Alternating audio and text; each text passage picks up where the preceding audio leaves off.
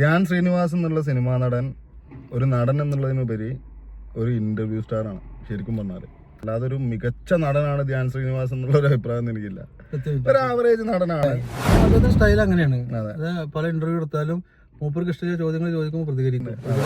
നന്നായിട്ട് കൊണ്ട് ആ ചോദ്യം. അതെ, ധ്യാൻ ശ്രീനിവാസിനോട് പിന്നെ ആ മാധ്യമപ്രവർത്തകൻ ചോദിച്ചത്, പിന്നെ യൂട്യൂബ് ചാനലുകൾക്കിടയിൽ നിങ്ങളുടെ സിനിമ കള്ളപ്പണം വെളുപ്പിക്കൽ പിന്നെ നടനാണ് എന്നൊരു ലേബലിംഗ് വരുന്നുണ്ടല്ലോ എന്ന് പറഞ്ഞപ്പോഴാണ് ധ്യാൻ ശ്രീനിവാസനെ കൊണ്ടത്.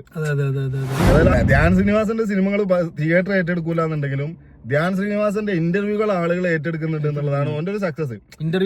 ഇന്റർവ്യൂ സ്റ്റാർ അതായത് ഒരു സിനിമ വന്നു കഴിഞ്ഞാൽ ഓൻ ആദ്യം ചെയ്യുന്നത് എന്താന്ന് വെച്ച് കഴിഞ്ഞാൽ കുറെ യൂട്യൂബ് ചാനലുകൾ, ആ യൂട്യൂബ് ചാനലുകൾക്ക് ഇന്റർവ്യൂ കൊടുക്കുക, ആ ഇന്റർവ്യൂവിന് കുറെ തగ్గടിക്കുക, കുറെ പിന്നെ എന്താ പറയാ അവതാരകരെ റോസ്റ്റ് ചെയ്യുക. ഇങ്ങനെയൊക്കെയാണ് ചെയ്യുമ്പോ അതിന്റെ കട്ടുകളൊക്കെ നമ്മളെ ഇൻസ്റ്റാഗ്രാമിൽ റീലായിട്ട് വരും, യൂട്യൂബിൽ അത് ട്രെൻഡിങ് ആവും. അങ്ങനെയാണ്, അല്ലാതെ അഭിനയം കൊണ്ടല്ലോ.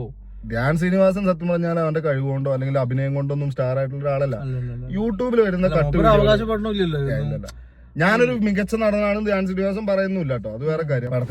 അവതാരകർ യൂട്യൂബർമാർ ചിന്തിക്കേണ്ടത് ആ പടവുമായി ബന്ധപ്പെട്ട കാര്യങ്ങൾ ചോദിക്കുക, വ്യക്തിപരമായിട്ട് ആരെയും പബ്ലിക്കലി ഇൻസൾട്ട് ചെയ്യാതെ. വളരെ ലേറ്റ് ആയിട്ട് മറുപടി കൊടുക്കാനുള്ള ഒരു കേസേനു. എടോ ഈ കള്ളപ്പണം പിന്നെ വെളുപ്പിക്കൽ സ്റ്റാർ ആണെന്ന് പറഞ്ഞാൽ ഞാൻ അങ്ങനെയാണ് നിങ്ങൾ കണ്ട കൂട്ടിക്കോളി എന്ന് പറഞ്ഞാൽ തീർന്നു, ആ വിഷയം അവിടെ തീരും.